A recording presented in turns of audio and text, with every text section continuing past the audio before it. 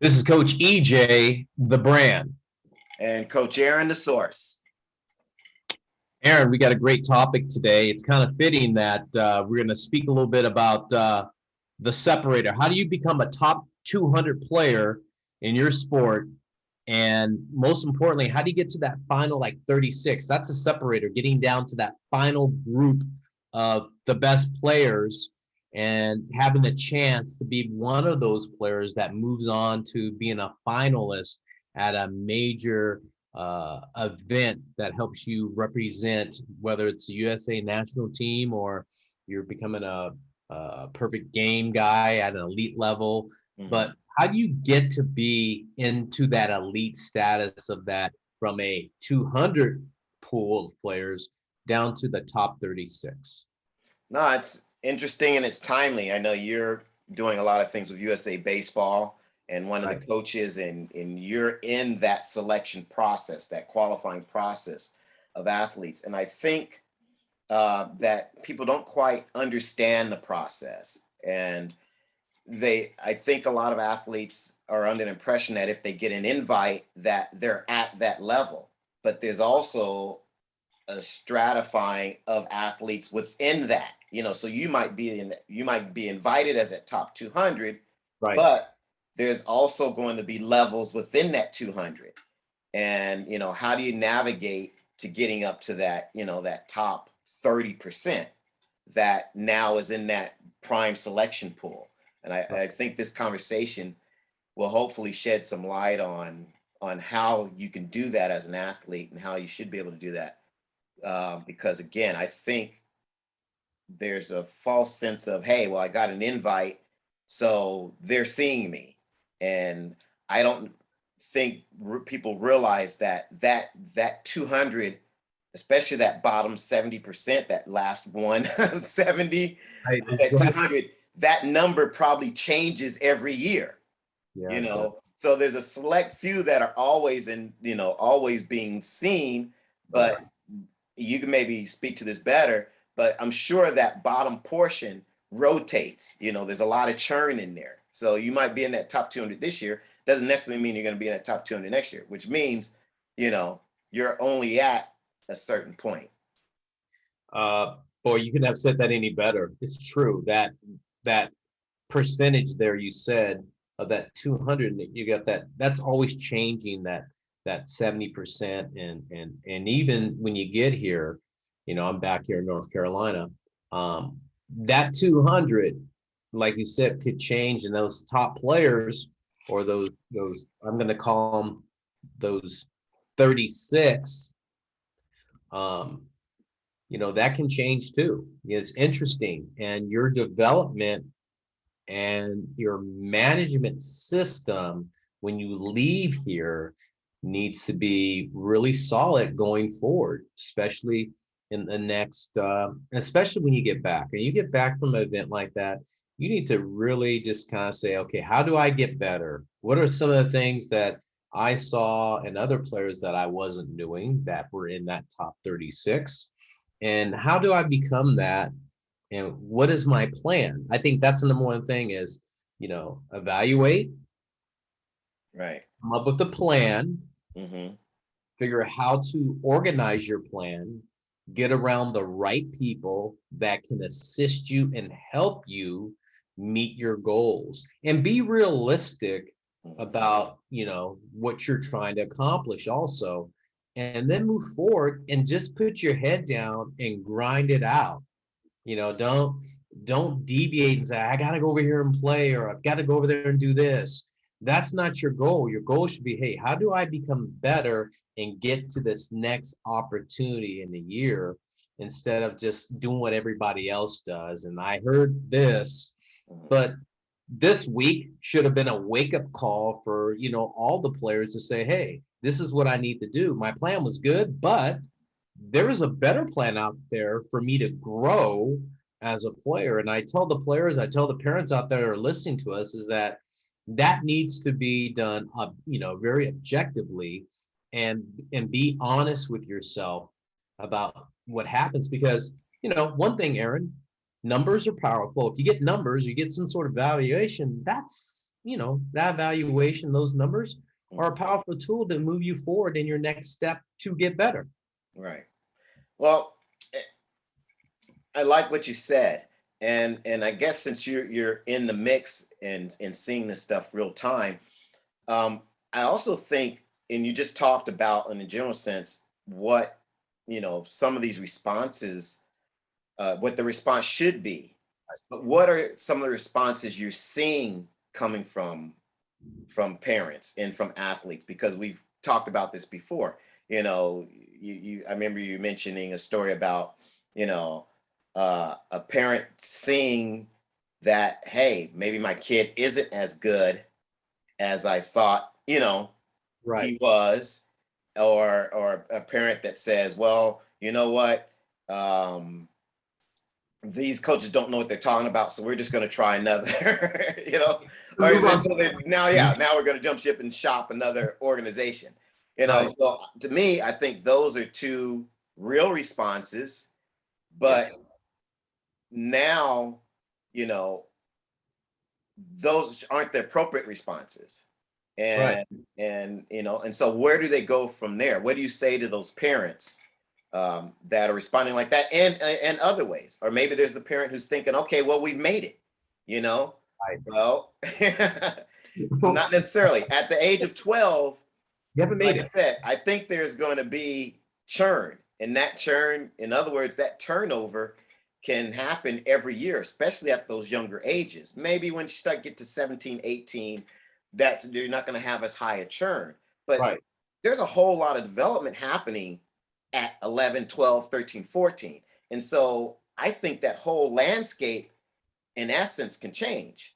And that's actually good news, because it provides a window of opportunity for those kids who want to work, like you said, who want to get organized, who want to get managed properly, to now navigate themselves up into that upper echelon of athlete. Aaron, you could have said any better, but I think importantly is that the parents that you describe are all the parents that we do see here. It's like, okay, the first parent that, hey, maybe my son is not that good, or, maybe I thought he was that good. And then they get here and they go, wow, we have a lot of work to do. And that parent right there, it should say, we have a lot of work to do. And how committed is my son towards this work? And Mm-hmm. let's move forward, because there has to be a commitment on the player's part where the player goes up to the parent, and parents be aware of this. Right. Your player should come up to you and say, hey, may I should go talk to one of the evaluators. May I should go talk to my coach. Maybe my coach can go talk to one of the guys on the task force and find out what things I really need to improve on. Right. I think every player should do that when they're here. They have the resources here. Why not take advantage of it? That's one thing. You got the other parent that says, hey, listen, I want to take my balls and my batting gloves, everything, and go over here because they didn't evaluate my son right. You didn't do that. Not what I heard. I'm gonna take my ball and go play someplace else. Exactly, where somebody's gonna tell me what I want to hear. Right. And what I tell that parent is, you had many people, over 8 to 10 to 12 people, Mm-hmm. giving you feedback. And that feedback is honest feedback, Right. because none of these people have any skin in the game. That means we were not vested on one player or another player, but we're trying to give you honest evaluation in the process to help your kids. So the one thing I would tell that parent is, please, listen to the advice and be open.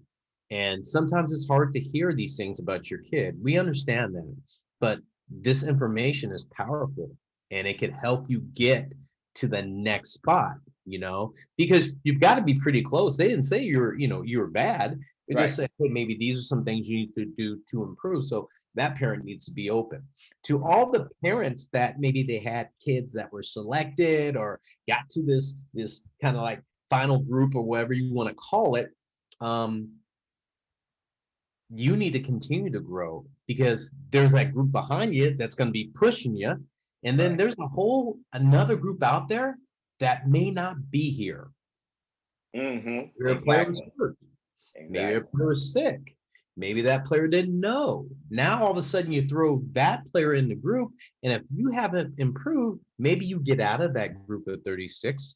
And why did I get out of that group of 36? You still have to work. I tell that parent, you still have to work, continue to have the proper management, continue to grow as a player, make sure you're moving forward in the process where you can get to the next field, because the field's going to get bigger, you Right. see, and you keep on trying to get better. And I always like to say, it's great to get bigger, but you got to keep your athleticism. You got to get faster, and you got to keep on growing mentally. And I think that is kind of the separator, is that you have to get stronger as you move forward in the process. And as you get older, your mental game has to be really sharp, because you're going to fail more, because the player pool gets better, the competition gets better, and there's more failure than there is success in this game a little bit. So your mental game has to be really, really sharp and precise, and you believe in yourself. And that's what that top 36 player there, they need to understand that too. That's important that you said something. I want to repeat it. Is you said that you actually, as you get better, there's more failure. you know, and that's true, especially in baseball. Right. Actually, as you get to those higher levels, it's not going to be so easy to hit 600, Right. and hit home runs. Because again, if you look at Major League Baseball players, successful hitters are what, 275, 280, 300. That's pretty darn good. At that Yeah. level, that's Yeah. really darn good. So yeah, I think that's very important that they understand that they got to be ready for that. They got to mentally be ready for that. Another Yeah. thing that you mentioned too, and I kind of want to clarify for everyone. You hear both me and EJ always use the term management. And what we mean by management is not, having an agent or an advisor or somebody like that. But really what we're talking about is having somebody or a team in place that's managing your process, that's putting things together so that you are on the right trajectory. So I really want people to understand that it's not kind of, hey, I got a manager, that sort of thing. But it's just people who understand the process and who are helping you put those things in place so that your process works. Aaron, and I can't reiterate that enough. That's a lack in our industry with athletes. They don't have the right management, system put in place to where they can grow. It's kind of like, okay, I was good here and that's good enough. And that theory is, for me, out the door. That's something that's just, it's not viable now. There are too many competitive young athletes ready to sacrifice and do the things they need to do to get to the next level. And that has everything to do with a management team that allows them to have skin in the game, number one, because we want that athlete, Aaron, to be engaged in their journey. It's not like, oh, you and I just say, go do this, do that. No, we want feedback from the athlete where they have vested interest in their development as a person also. And that's one thing about parents out there, about your management team, is that the athletes in this with your management team, it's why it's called a team. It's not just these people just saying, hey, listen, go do that, you're good, and then you don't have an opinion about it, or you don't have a word about it. You should. There needs to be constant communication with everyone. Excellent. Yeah. I don't know. I have nothing more to add. I think that's it, Aaron. We talked about this. It's really important how to get to that top 36 out there and move forward in that process. So again, this is Coach EJ, the brand. Coach Aaron, the source. We'll see.